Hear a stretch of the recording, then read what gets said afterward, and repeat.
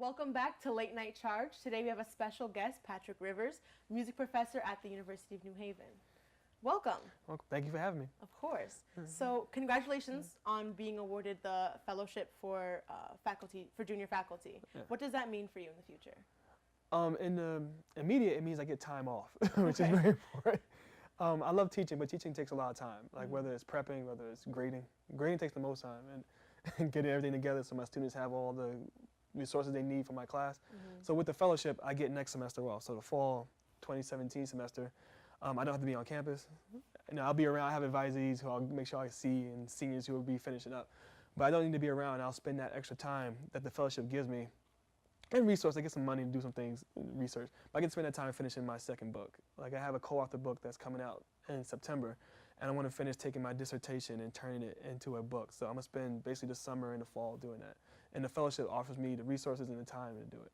Nice. Yeah. So you mentioned your research. What is your research about? I'm an ethnomusicologist by training.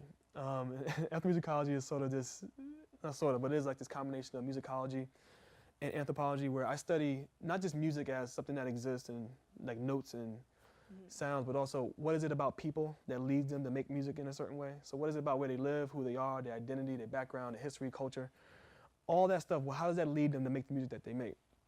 So my research as an ethnomusicologist predominantly has been in Black music in the Americas, and particularly music with technology, the combination of technology and music.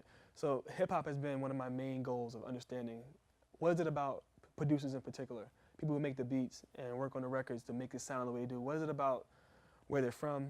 What is it about the technology they use, their family background, what they listen to? How does that lead to the music that we hear in the genre?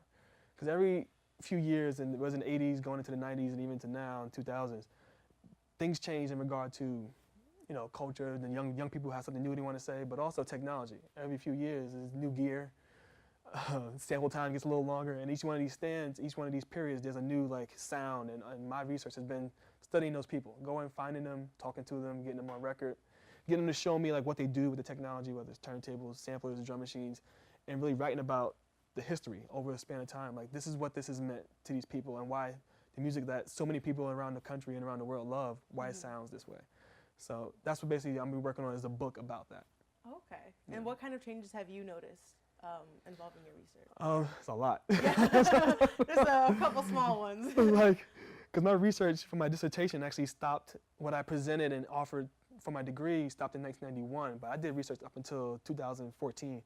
But one of the big changes I think is regard to age, and particularly young people, and how they approach it now as compared to young people in the 1980s or 1990s. And one of the big things that I've seen is access to technology.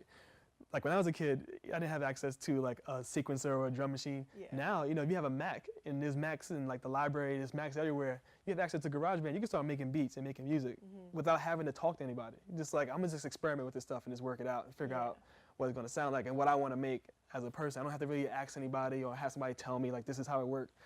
That's now, but before, when I learned, and they get to this drum machine and a Kai MPC 2000 XL in front of me, I'm just like, yeah. what the hell, what does this do? Yeah. And somebody had to show me. I could have got the instruction manual, but typically somebody showed me how to do it.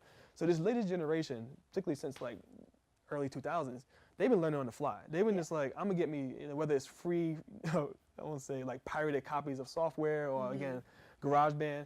I'm just gonna go open this up, start messing around, making music. And a lot of the culture, I think in the past 15 years or so, has reflected that. Where a lot of things that we complain about, older people, is that there's no connection to the past, and a lot of it because these young people don't have to be in these networks of learning with older people teaching them how to use this stuff and what it means to use different sounds and styles. There's I hear this in my head, I'm gonna just beat the sound like that, and I'm just gonna. And a lot of my students who I teach, they're like that. They're good, but they just they don't understand anything, any breath behind it, because nobody sat down with them and showed them this is what it is.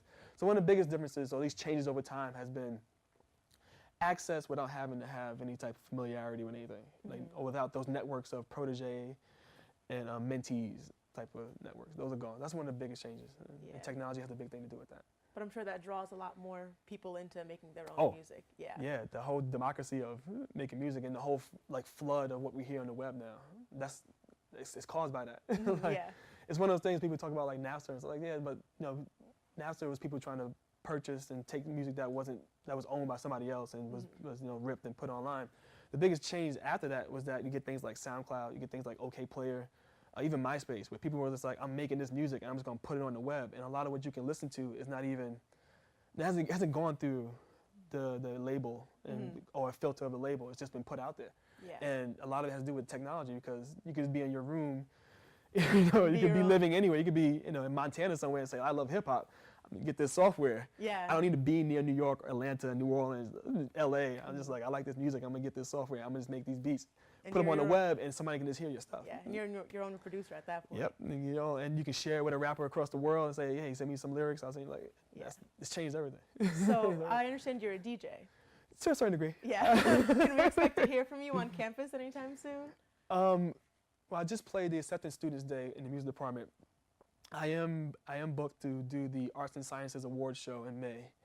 That's probably about it, unless I get some requests. For the most part, my DJing is more for an educational. I teach through DJ. I mean, I love, I'm a curator of records. I love music. I think the most important thing about being a DJ is knowing a lot of records, knowing a lot of music. Definitely. Even when I try to tell students who talk about quote unquote DJing, with it's cool, but being a DJ is knowing records. It's knowing music, being able to play things that the crowd wants to hear.